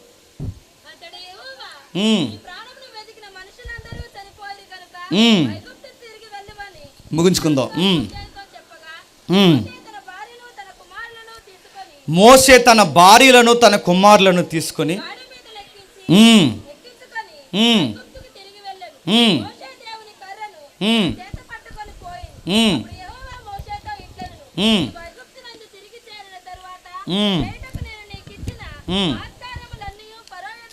సందర్భం మీకు తెలుసు. మోసే గారికి దేవుడు పెద్ద ప్రాజెక్ట్ అప్పగించాడు. ఆ పెద్ద ప్రాజెక్ట్ ఏంటో తెలుసా? సుమారు 20 లక్షల మందిని ఐగుప్తి నుంచి చెప్పండి కానాను భూభాగాన్ని తీసుకెళ్ళాడు. భర్త చాలా పెద్ద వర్క్లో ఉన్నాడు, తన యజమానుడు చాలా పెద్ద ప్రాజెక్ట్ జరిగేస్తున్నాడు. కంగారు పడకండి, మీకు ఆకలి వేస్తుందని నాకు అర్థమైంది. ఎలా తెలిసింది? నాకు ఆకలి వేస్తుంది కాబట్టి ముగించేద్దాను. ఎగదిగా చూడకండి, నాకు హాట్గా ఉంది. నేను లెసన్ తగ్గిస్తున్నాను. అక్కడ జరుగుతున్న సమస్య మీరు చూడండి. 20 లక్షల మంది 20 లక్షల మంది నడిపించాలంటే ఆ నడిపిస్తున్న మగాడికి ఏముండాలి తెలుసా? కాస్త మనశ్శాంతి ఉండాలి. కుటుంబాన్ని నడిపించాలన్నా, ప్రజలు నడిపించే యజమానికి కాస్త వెనకాల ఉన్న ఆవిడ కలిసి రావాలి. పోనీ ఏమీ కలిసి రాకపోయినా కొంచెం సైలెంట్గా అయినా ఉండాలి. తనకి ఏ సమస్యలు ఉన్నావో, ఎక్కడెక్కడ ప్రాబ్లమ్స్ ఉన్నాయో కనిపెట్టుకునే భార్య ఉండాలి. ఉన్నారా?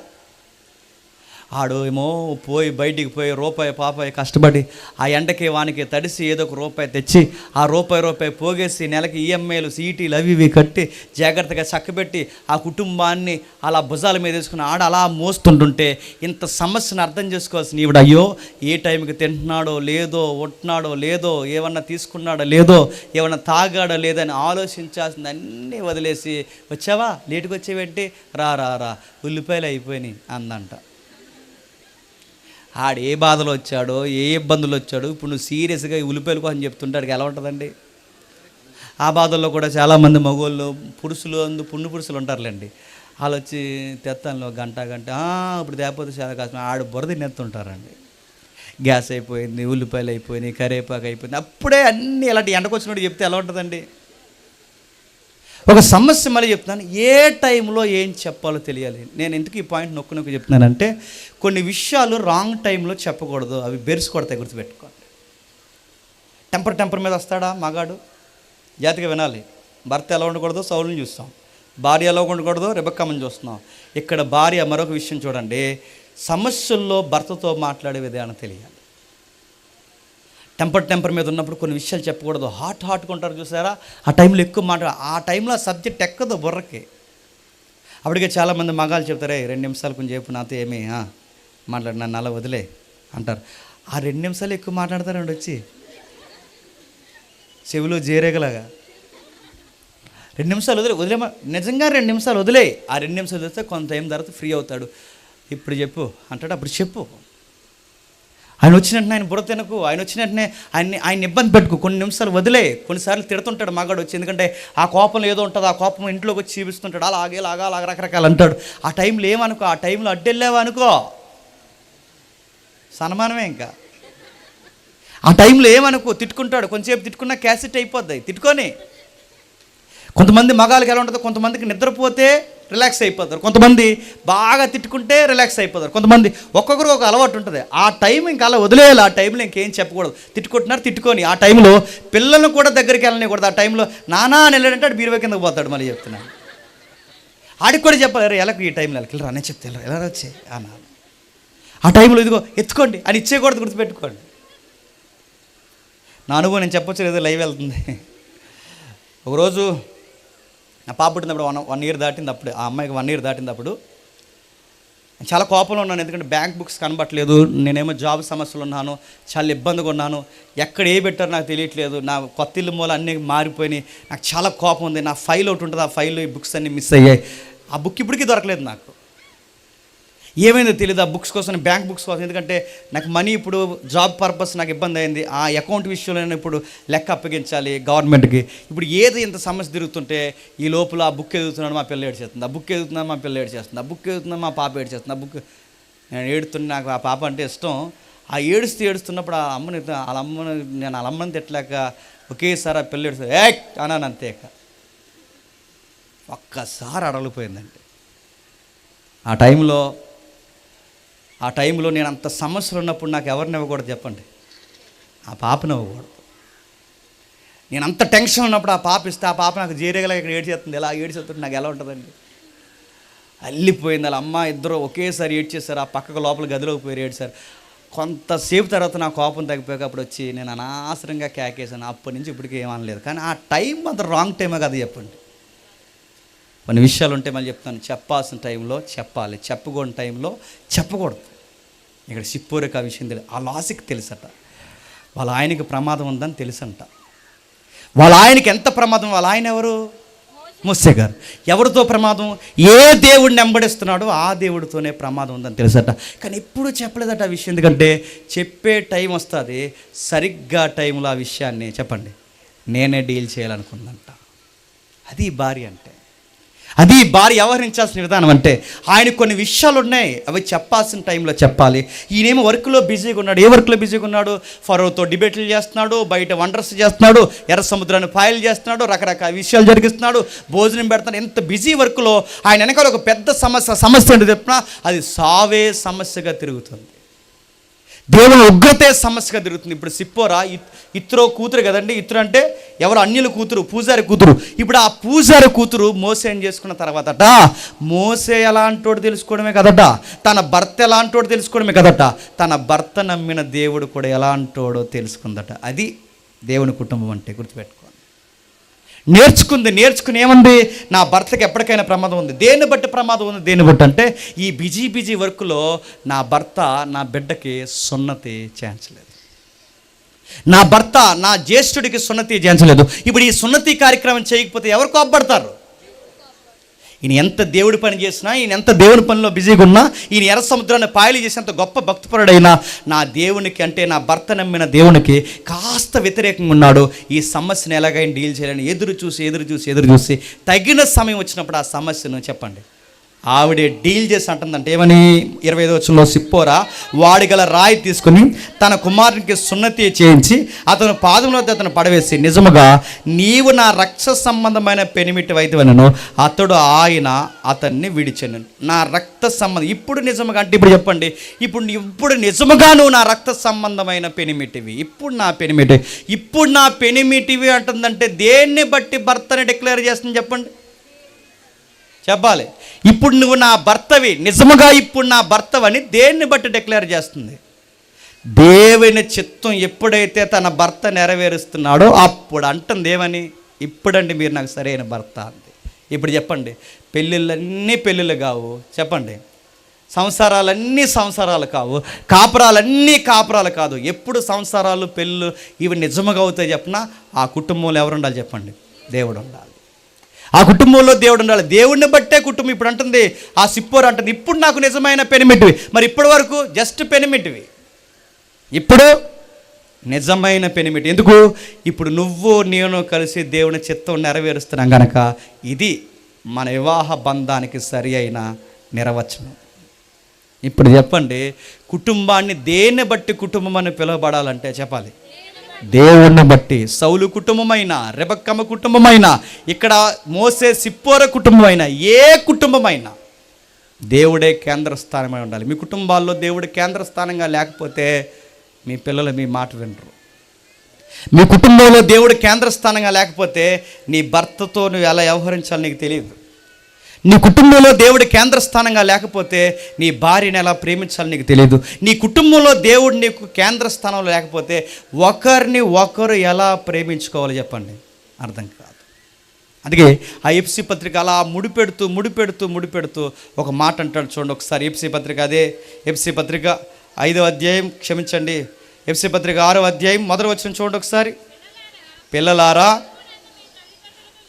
ప్రభునందు మీ తల్లిదండ్రులకు విధేయులై ఉండుడి, ఇది ధర్మమే. మీకు మేలు కలుగునట్లు మీ తల్లిని తండ్రిని సన్మానించుడి. అందరి కోసం చెప్తాడు చూడండి. ఆ వచనంలో మొట్టమొదటి వచనంలో పిల్లల కోసం చెప్తున్నాడు, రెండోది తల్లిదండ్రుల కోసం చెప్తున్నాడు, మూడోది వాళ్ళు వ్యవహరించిన తీరు ఒకరికొకరు ఎలా ఉండాలో 5వ అధ్యాయంలో చెప్తున్నాడు. చూడండి ఫ్యామిలీని ఎలా కలుపుతున్నాడో చూడండి. ఒక బిడ్డలకి పిల్లలారా ప్రభువునందు మీ తల్లిదండ్రులకి విధేయత. ఇప్పుడు చెప్పండి, మన బిడ్డల దగ్గరికి వెళ్ళి విధేయతగా ఉండాలిరా, విధేయతగుండు అంటే ఉంటారా చెప్పండి? ఉంటాంలే అంటారు. వాళ్ళకి విధేయత ఎప్పుడు వస్తుంది చెప్పిన? ప్రభునందు ఉంటే వస్తుంది. అక్కడ ఉంది చూడండి, ఏంటంట? ప్రభునందు ఉంటే వస్తుంది. మన బిడ్డలు ప్రభునందు ఉండాలి. ప్రభునందు ఉండాలంటే పంపించు చర్చికి. మీ పిల్లల్ని ఆదివారం ఖచ్చితంగా సండే స్కూల్కి పంపించు. మీ పిల్లల్ని ఖచ్చితంగా ఆదివారం ఆ ఏదైతే జరుగుతుందో వర్షిప్లో కూర్చోబెట్టు. మీ పిల్లలు కాలేజీకి ఒక రోజు వెళ్ళకుతున్నారు లేదో నాకు తెలియదు, కానీ చర్చికి మాత్రం రాకపోతే దులుమాడెత్తానని చెప్పు. మన బిడ్డలకు విధేయత ఎక్కడ వస్తుందంటే ప్రభువు నందు ఉంటే వస్తుంది. అందుకే మన బిడ్డలు మనకన్నా బాగా ప్రేమించాల్సింది ఎవరన్నా తెలుసా? దేవుడిని ఎక్కువ ప్రేమించాలి. దేవుడు అనాలి వాళ్ళు. అందుకే ప్రభువునందు మీ పిల్లలకు, ప్రభువునందు మీ తల్లిదండ్రులకు విధేయత, మన పిల్లలకి విధేయత రావాలి. మన తల్లిదండ్రులకి బాగా వినండి, తల్లిదండ్రులకి మనం ఎప్పుడు విధేయత ఇవ్వగలమంటే ప్రభువునందు మనం విధేయత నేర్చుకుంటే చెప్పండి మన తల్లిదండ్రులకు విధేయత ఎలా చూపించాలో అర్థమవుతుంది. ప్రభువునందు విధేయత మనం నేర్చుకుంటేనే తల్లిదండ్రులకు విధేయత ఎలా చూపించాలి. నీకు తల్లిదండ్రులకు విధేయత చూపించాలన్న పదం నీకు అర్థం కావాలంటే ప్రభు అంటే నీకు అర్థం అవ్వాలి. ఆయన తండ్రికి అలాగే చూపించాడు విధేయత. ఎంత విధేయత చూపించాడు తెలుసా? ఆడి విధేయత చూపించిన విధానం చూస్తుంటే ఆశ్చర్యం అవుతుంది. చేయుటకు నీవు ఇచ్చిన నా పనిని సంపూర్ణంగా నెరవేర్చాను. ఆ పనిని నెరవేర్చడానికి నీ పని తుదముట్టించుటయే నాకు ఆహారము పానీయమై ఉందన్నాడు. అది విధేయత. రేపు బయటికి వెళ్ళి మీరు ఎందుకు చిల్లర తినరంటే మన పిల్లలు చెప్పేలా ఉండాలి, మా పేరెంట్స్ వండేవి తప్ప మేము బయట తినలేమని. ఎందుకు? వాళ్ళకి ఆ పాయింట్ అర్థం అవ్వాలి. మన పిల్లలు కొన్ని విషయాలు తెలియాలి, వాళ్ళకి విషయాలు అర్థం అవ్వాలి. నా ఆరోగ్యాలు పాడు చేసుకుని మా అమ్మ నాన్నకి నేను బర్త్డే నవ్వలేనన్న విషయం వాళ్ళకి అర్థం అవ్వాలి. మా నాన్న కోసం, మా అమ్మ కోసం, అంటే ఈ పేరెంట్స్ని ఎంత లవ్ చేయాలన్న ఆ తత్వం ఎక్కడుంటే నేర్చుకుంటారు. తన తండ్రికి తన కుమారుడు ఎంత లోబడ్డాడో మన పిల్లలు చూసుకుంటే మన పిల్లలు కూడా చెప్పండి అంత లోబడతారు. అందుకే చర్చలకు పంపండి, ఇలాంటి యూత్ మీట్లో, ఫ్యామిలీ మీట్లో కూర్చోబెట్టండి. వాళ్ళని ఎలాగైనా సరే వాక్యంలో రుద్దండి. అప్పుడు అర్థమవుద్ది వాళ్ళకి. కిందకి చెప్తున్నాడు చూడండి 4వ వచనంలో, తల్లిదండ్రులారా మీ పిల్లలకి కోపం రేపక. ఏంటట?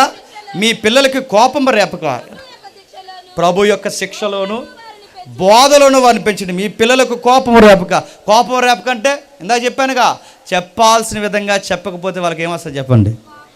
ఎమోషనల్గా డిస్టర్బెన్స్ అవుతారట. మనకు ఎలాగ చెప్పడం రాదు, మనకు వచ్చా? మనకు ఎలాగో డీల్ చేయడం రాదు, మనకు వచ్చా? మనకు ఎలాగూ వాళ్ళని చక్కబెట్టడం రాదు, మనకు వచ్చా? రాదు. మనకు ఎలాగూ రాదు కనుక మళ్ళీ చెప్తున్నాను, మన పిల్లలకి, మన బిడ్డలకి, మన కూతుర్లకి, మన కొడుకులకి వాళ్ళకి కోపం రేపకుండా ఉండాలి అంటే వాళ్ళకి ప్రతిదానికి ఎమోషనల్గా వచ్చేస్తుంది. ఈ మధ్య ఎక్కలేని టెంపర్లు వచ్చేస్తున్నాయి కదా వాళ్ళకి ఏమి ఎక్కడ లేని కోపాలు వాళ్ళకి రేపకూడదంటే, వాళ్ళకి అలా కోపం రాకూడదంటే వాళ్ళకి ఒక ట్రైనింగ్ ఇవ్వాలంట. ఆ ట్రైనింగ్ అక్కడ చెప్తున్నాడు చూడండి, ప్రభు యొక్క శిక్షణ చెప్పండి బోధ. అప్పుడు వాళ్ళు ఎమోషనల్గా ఫీల్ అవ్వరట. ఏమన్నా అంటే చాలు చెప్పండి, పురుగుల మంది తాగేస్తున్నారు. ఏమన్నా అంటే చాలు ఉరేసేసుకుంటామంటున్నారు. ఏమన్నా అంటే చాలు ఆ గోదావరి ఇటుందా ఈ గోదావరిలోకి దూకేస్తాను అంటున్నారు. ఏమన్నా అంటే చాలు ఊరుదులు బస్సు ఎక్కేస్తాను అంటున్నారు. ఎందుకు అలాంటి మాటలు మీ పిల్లలకు వస్తున్నాయి? ఎందుకు వస్తున్నాయి చెప్పిన? వాళ్ళకి దేవుని బోధన శిక్షణ మీరు ఇవ్వలేదు. అదే కనుక వాళ్ళకి వచ్చుంటే గోదావరి అనరు, ఫ్యాన్ అనరు, పురుగుల మంది అనరు. వాళ్ళు ఎమోషనల్ బ్లాక్మెయిల్ చేయలేరు. వాళ్ళు ఎమోషనల్గా మనం బ్లాక్మెయిల్ చేస్తున్నారంటే వాళ్ళకి ఏం ఎక్కించలేదు చెప్పండి. మనం ప్రభు అంటే తెలియదు మన పిల్లలకి. జస్ట్ జీసస్ అనే ఒక పదం తెలుసు అంతే వాళ్ళకి. క్రీస్తు అనే పదం అంటే ఒక టెర్మినాలజీ, క్రిస్టియన్ టెర్మినాలజీ తెలుసు తప్ప వాళ్ళకి ప్రభు అంటే వ్యక్తిగతమైన అనుభవం ఏమీ లేదు. మన బిడ్డలకు ఎప్పుడైతే వ్యక్తిగతమైన అనుభవం చెప్తామో ఎలా చెప్పాలో మనకు అర్థమవుద్ది. ఈ సూత్రం సౌలుకి తెలియలేదు కనుకే చెప్పండి తన బిడ్డను ఎమోషనల్గా పాడు చేశాడు. ఈ యొక్క సింపతి లేదా ఈ సున్నితమైన విషయం లేదా ఈ ప్రభు చిత్తంలో బిడ్డలకు అర్థమయ్యేలా చెప్పాలన్నా ఈ పాయింట్ రెబక్కమ్మకి అర్థం కాలేదు కనుకే కొడుకును చూస్తుండగానే దూరం చేసుకుంది. ఈ పాయింట్ ఈ రోజు కన్నా మనకు అర్థమైతే మళ్ళీ చెప్తున్నాను, మన బిడ్డలను మనం కాపాడుకుంటాం, మన కాపురాన్ని మనం కాపాడుకుంటాం. అప్పుడు దేవుణ్ణి బట్టి చెప్పండి కుటుంబం అని పిలువబడతాం. అందుకే అంటున్నాడు కుటుంబాలను ఎలా చూడాలో ఆ 14 వచనం అంటున్నాడు చూడండి, 3:14లో ఈ హేతువు చేత పరలోకమందును భూమి మీదను ప్రతి కుటుంబము ఏ తండ్రిని బట్టి కుటుంబాన్ని పిలువబడుచున్నదో ఆ తండ్రి ఎదుట నేను మోకాళ్ళుని మీ కుటుంబాల కొరకు ప్రార్థన చేస్తున్నాను అన్నాడు. ఏమని ప్రార్థన చేస్తున్నాడు? మీరు అంతరంగ పురుషుని బట్టి శక్తి కలిగి ఆయన ఆత్మందు బలపరచబడినట్లుగా క్రీస్తు మీ హృదయంలో విశ్వాసం ద్వారా నివసించినట్లు తన మహిమైశ్వర్యం చెప్పున మీకు దయచేయవలనని మీరు దేవుల్లో సంపూర్ణత యందు పూర్ణగునట్లుగా ప్రేమయందు వేరిపారి స్థిరపడి సమస్తమైన పరిస్థితితో కూడిన దాని ఎడల్పు పొడుగు ఎత్తు లోతు ఎంతో గ్రహించాలని నేను మీ కుటుంబాల కొరకు చెప్పండి ప్రార్థన చేస్తాను. ఇప్పుడు చెప్పండి, కుటుంబంలో ప్రేమలో పెరగాలన్నా, కుటుంబం ప్రేమ లోతేంటో తెలుసుకోవాలన్నా, కుటుంబం దాని ఎత్తేంటో తెలుసుకోవాలన్నా, కుటుంబం దినదినం సంపూర్ణ కుటుంబంగా మారాలంటే పౌలు గారు అంటున్నారు దేవుడు అనే ఒక ఆన్సర్ ఉంటే ఆ ప్రేమ పొడవు ఎడల్పు ఎత్తు మీరు సంపూర్ణమైన కుటుంబంగా తీర్చబడతారంటున్నాడు. అందుకే చర్చ్కి వస్తున్నప్పుడు ఒక్కరే వచ్చేయకండి, నీ భార్యను కూడా తీసుకుంటారా. చర్చ్కి వస్తున్నప్పుడు ఒక్కదానివే వచ్చేకు, నీ భర్తను కూడా తీసుకురా. చర్చ్కి వస్తున్నప్పుడు మీ ఇద్దరే వచ్చేయకండి, మీ పిల్లలను కూడా తీసుకొచ్చి కూర్చోబెట్టండి. ఎందుకంటే మీకు తెలియాలి దేవుడు ఎలా ప్రేమిస్తున్నాడో, ఎలా భరిస్తున్నాడో, ఎలా ఆహ్వానిస్తున్నాడో, ఎలా మనల్ని మోస్తున్నాడో, ఆయన ఎడల్పు ఏంటో, ఆయన బరువు ఏంటో, ఆయన ఔన్నత్యం ఏంటో, ఈ ప్రేమ పరిశుద్ధత దాని లోతు ఇవన్నీ మనకు తెలియచేయాలంటే దేవుడు అన్నాడు ఇలా కుటుంబంగా వచ్చిన వారికట జ్ఞానమునకు మించిన క్రీస్తు ప్రేమను తెలియజేటకు శక్తి గలవారు కావాలని ఒక పని చేస్తున్నాడట. మనలో కార్యసాధకమైన తన శక్తిని శక్తి చొప్పున మనము అడుగు వాటన్నిటికంటేను, ఊహించే వాటన్నిటికంటేను అధికమైన శక్తి గల దేవుని క్రీస్తు ప్రేమ మూలముగా సంఘములు తరతరములు సదాకాలం మహిమ కలుగును గాక. ఇదంతా జరగాలి. నువ్వేమడుగుతావు అప్పుడు అడుగు. ఫ్యామిలీతో వచ్చి భర్త వస్తే భార్య రాదు, భార్య వస్తే భర్త రాదు, ఇద్దరు వస్తే పిల్లలు రారు, వీళ్ళు ఎవరు రాకుండా వీళ్ళ కోసం వాళ్ళ ఇంటికాడ ఉంటే ప్రార్థన చేస్తారు. ఎలా జవాబిస్తాడు అనుకుంటున్నావు? ఇష్టానుసారంగా ఏడాదంతా మీ పిల్లలు టిక్ టాకులు చెదారం అని తిరిగి వాళ్ళకి చదువు సంజయ్ లేకుండా పోయినా, అది లేకపోయినా కనీసం వాళ్ళకి చర్చి లేకపోతే ఇప్పుడు పరీక్షలు వచ్చినప్పుడట ఇలాంటి పాస్టర్ గారిని అలాంటి ఎవరినో పిలిచి పరీక్షలు వచ్చేసి నీ బిడ్డకి ప్రార్థనలు పెట్టానంటే ఇప్పుడు వాళ్ళ పరీక్షల కోసం అంటే నేను ఉపవాసం ఉండాలంట. బిడ్డ పాపము ఖాళీ లేకుండా టిక్ టాకుల్లో బిజీగా ఉంది. గొప్ప జ్ఞానము చేత, వివేచన చేత ఈ బిడ్డకి ఉత్తీర్ణులైపోయిన గొప్ప మార్కులు అనుగ్రహించి ప్రభువా అని నేను ప్రార్థన చేస్తే పరలోకం అంటే అంటుంది. నన్ను గుర్తుపెట్టుకోండి. అడిగి వాటిని అన్నింటిని నువ్వు పొందాలి అంటే ఇది భూమి మీద పరలోకమందు ఆత్మీయ భౌతిక ఈవులన్నీ మీ కుటుంబానికి రావాలంటే సూత్రం ఒకటే. ఆయన చర్చికి రండి, మళ్ళీ చెప్తున్నాను, ఆయన సంఘానికి రండి, ఆయన అంటే ఏంటో తెలుసుకోండి. ఆ దేవుని బట్టి మీరు కుటుంబంగా ఎలా ఉండాలో నేర్చుకోండి. ఎలా ఉన్నారా బయట వాళ్ళు అడుగుతారు, మీరు ఎలా ఉండగలుగుతున్నారా?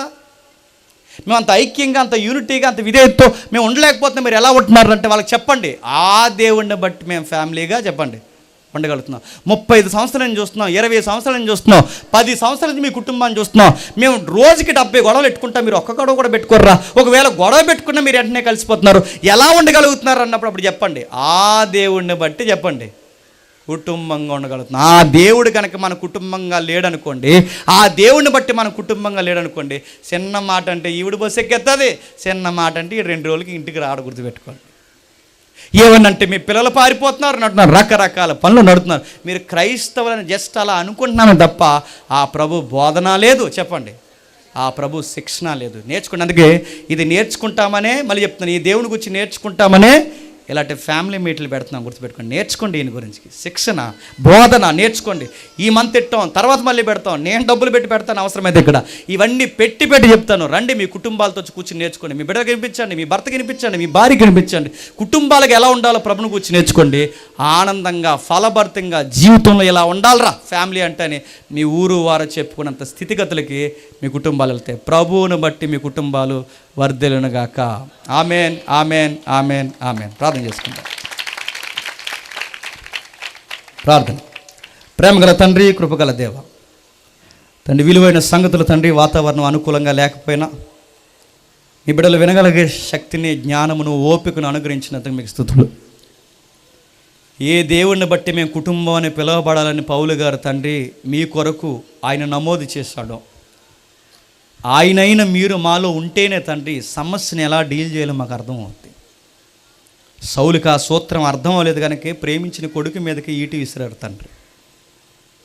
దేవుని చిత్తానుసారంగా యాకోబుని పెంచాలన్న తండ్రి ఆ చిత్తమును సరిగ్గా గ్రహించలేకపోయారు కనుకే కొడుకును తండ్రి దగ్గర చేసుకుందామనే చూడలేనంత మరణానికి దూరంగా జరిగిపోయింది. ఇలాంటివి అనేకమైనవి తండ్రి బైబిల్లో కుటుంబ సన్నివేశాలు ఉన్నాయి తండ్రి. కుటుంబాలు ఎలా కట్టుకోవాలి తండ్రి బైబిల్ మోమాటం లేకుండా చెప్తుంది. మీ ప్రేమ అంటే ఏంటో అర్థం అవ్వాలి, మీ యొక్క భారం ఏంటో మాకు అర్థం కావాలి, మీ బోధన ఏంటో మాకు అర్థం కావాలి. ఇవి తెలిస్తేనే తండ్రి మా కుటుంబాలను మేము ఎలా కట్టుకోవాలో మాకు అర్థమవుతుంది. విలువైన సంగతులు తండ్రి, తమ్ముడి యొక్క వివాహ కార్యమును పురస్కరించుకుని తండ్రి ఈ సభను జరిగించినందుకు మీకు స్తుతులు. తమ్ముడికి ఏ ఆర్థిక భారము, ఏ ఇబ్బంది, ఏ సమస్య లేకుండా తండ్రి తేలికగా సులభంగా మార్చండి, ఫలములు నింపండి. మరలా తండ్రి వారు ఉన్నతమైన స్థితిలోకి ఇంకనూ ఎదిగిపోవడానికి ఆర్థికంగా వారిని దీవించండి. తమ్ముడు పిలిస్తే వచ్చిన ఈ సేవకులందరిని బట్టి ప్రార్థిస్తున్నాం తండ్రి. ఈ సేవకుల్ని, వారి పరిచర్యని, వారి యొక్క ప్రయాణాలని కాచి కాపాడండి. వారిని, వారి కుటుంబాలని కట్టండి. ఈ మాటలు విన్నవారు ఎవరైనా ఈరోజు కొత్తగా విన్నవారు ఉంటే వారందరినీ దీవించి వారి కుటుంబాలను బలపరచండి. ఎలా ఉండాలో ఎలా ఉండకూడదో తండ్రి మీ వాక్యపు వెలుగులో వారికి నేర్పించండి. ఈ మాటలు విని మా మీద చెడ్డ మాటలు మాట్లాడి తండ్రి మా మీద తండ్రి మమ్మల్ని సతులుగా భావించి మాట్లాడిన వారు ఎవరైనా ఉంటే వారిని క్షమించండి. వారిని, మమ్మల్ని సఖ్యతపరచండి. మేము తిరిగి వెళ్తున్నాం, మమ్మల్ని క్షేమంగా నడిపించండి. మరలా కలుసుకునే దాన్ని అనుగ్రహించండి. అనేక నూతన సంవత్సరాలు తండ్రి చెల్లికి, తమ్ముడికి మీరు అనుగ్రహిస్తారని కోరుతూ అందరినీ మీ చేతులకు అప్పగిస్తూ క్రీస్తునామని ప్రార్థన సమర్పిస్తున్నాం తండ్రి. Amen, amen, amen. సరే.